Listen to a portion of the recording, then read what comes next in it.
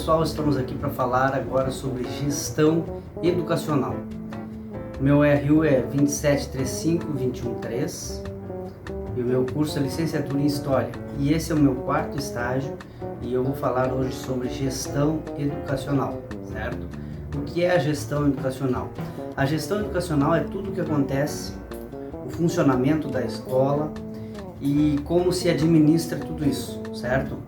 Nós vamos falar aqui sobre alguns tipos de gestão educacional e o meu plano de ação que eu vou botar em prática.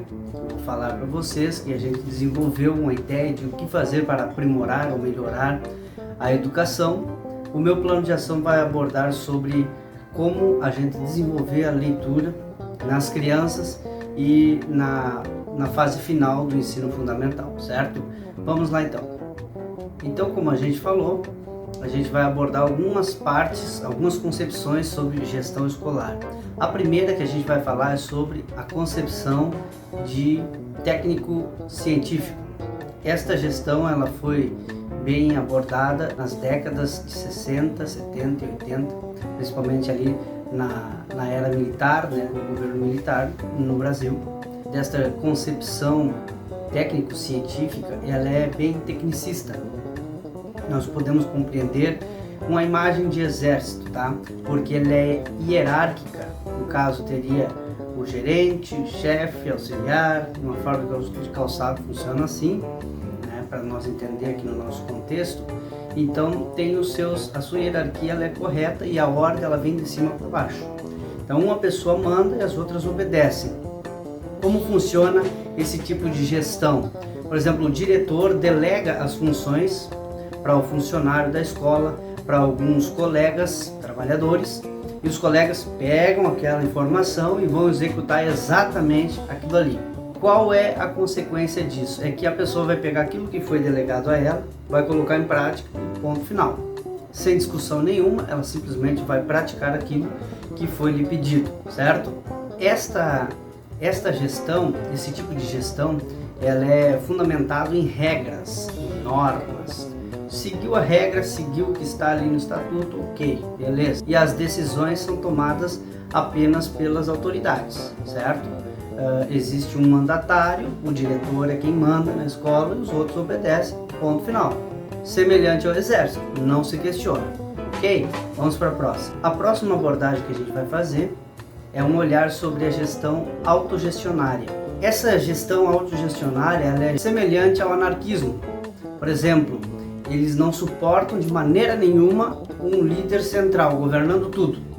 É todos governando junto com todos, as decisões são tomadas e decididas em assembleia, onde todos têm o mesmo poder e a mesma responsabilidade.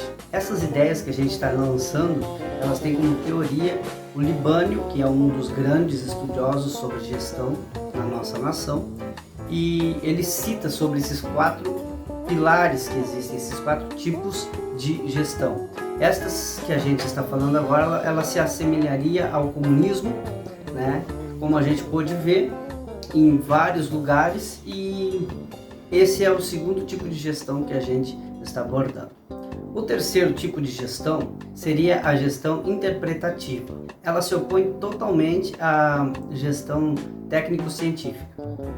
Enquanto aquela lá é exata e vai através de normas, nessa terceira citação que a gente fez, a gente pode perceber a prioridade nos processos de transformação que acontecem dentro da escola. Então a ideia já começa a melhorar porque todos começam a pensar, é um pouco mais coletiva, um pouco mais aberta, e essa terceira ela prioriza a ação organizadora, não o ato de organizar. A ação organizadora ela valoriza muito mais as interpretações, os valores, as percepções e os significativos subjetivos, destacando o caráter humano em vez do formal, estrutural ou normativo. A quarta concepção seria a democrático-participativa. Essa seria a mais abrangente. Por quê? Porque ela trabalha tanto com a prática quanto com a técnica. E ela dá liberdade de todos poderem governar e tomar decisões. Quando é feita uma assembleia, todos podem opinar. Por exemplo, o empregado que está fazendo faxina, por exemplo, os pais, os alunos, os professores, o gestor, ou seja, o diretor, todos eles sentam e decidem todos juntos. Eles demonstram que a escola ela deve estar aberta para a sociedade. Só que não simplesmente as portas da escola estão abertas, a sociedade pode vir. A sociedade tem que saber que as portas estão abertas. Então cabe ao gestor deixar a comunidade consciente, os pais, criar algumas programações para que o pai possa estar integrado, sabendo, por dentro dos assuntos da escola. Essa gestão que a gente está explicando, a democrático-participativa, o Libânio demonstra uma ideia de que ela dá mais autonomia para a escola e independência para, por exemplo, no momento de criar o PPP. O que seria o PPP? São os projetos políticos pedagógicos que a escola ela estabelece antes de começar o ano. Eles montam como vai funcionar o ano. Isso é gestão, isso é administração. Gestão e administração não são a mesma coisa, mas a administração está dentro da gestão. A gestão engloba muito mais, engloba pessoas, engloba ações. Então essa seria a melhor das opções, pelo menos no meu ponto de vista e na maioria, né, que é o que está eclodindo no Brasil, porque ela parte do princípio de democracia. Democracia é uma palavra grega, demos significa povo e cracia, governo. Então é um governo de todos, a escola é de todos, a escola é da sociedade, a escola é nossa, a escola é do professor, a escola é do aluno, a escola é do diretor, a escola é do Estado, a escola é da nação e assim por diante. E o mais interessante é que quando a escola vai produzir o PPP, ela tem a sua autonomia porque ela tem a percepção do contexto em que ela vive, a cidade, se ela tem que se preocupar com a violência ou se é um lugar muito calmo e não precisa se preocupar com violência. Tudo isso vai ser colocado no começo do ano para um projeto de educação do ano inteiro. Assim como tem liberdade para todos opinar e decidir algo, ela também tem responsabilidades. E as pessoas que são colocadas à frente de alguma decisão, ou é dado algum poder e legalidade como para todos, todos têm a responsabilidade de fazer uma boa educação. E agora nós vamos falar sobre o nosso plano de ação. O que é o nosso plano de ação? Nós desenvolvemos assim,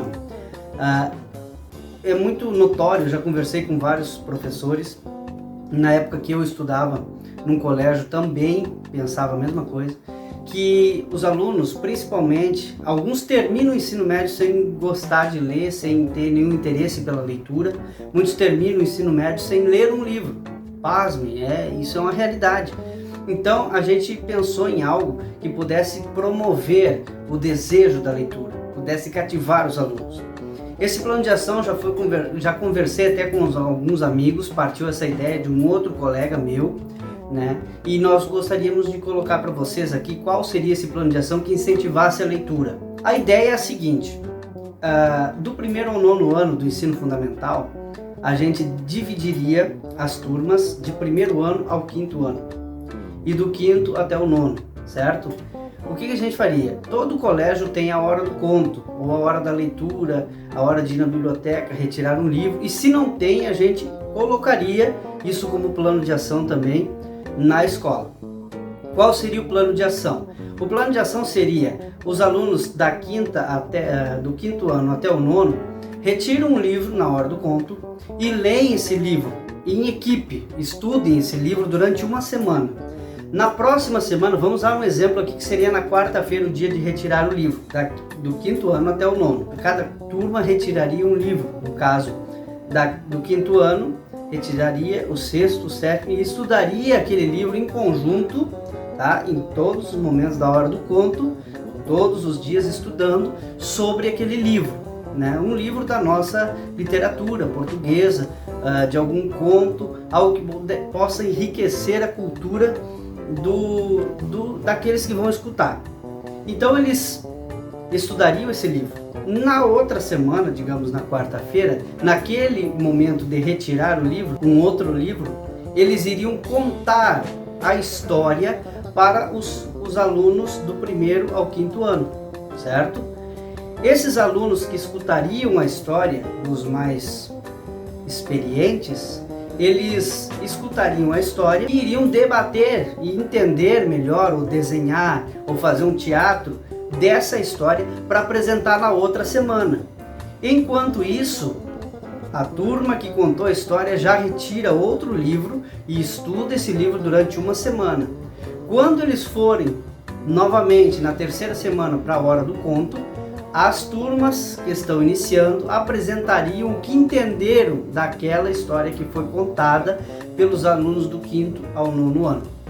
Isso faria com que essas turmas não ficassem distantes, elas se unissem uma à outra, e isso faria também como um desafio de começar a entender um pouco mais sobre a literatura portuguesa ou brasileira, certo, pessoal? Então eu acho que esse plano de ação daria muito certo, envolveria todo o ensino fundamental e iria desenvolver um capital cultural muito agradável. Imagina essa turma chegando aí, se contar um livro por mês, talvez se não queira fazer numa semana, mas faça um livro por mês, essas turmas leriam aí entre 7 e 8 livros durante o ano.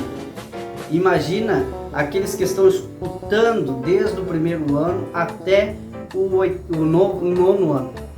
Isso seria um abalo na cultura das nossas crianças, dos nossos pré-adolescentes, dos adolescentes e dos jovens. E eu tenho certeza que nós teríamos um Brasil muito melhor e muito mais culto. Certo, pessoal? Espero que vocês tenham gostado.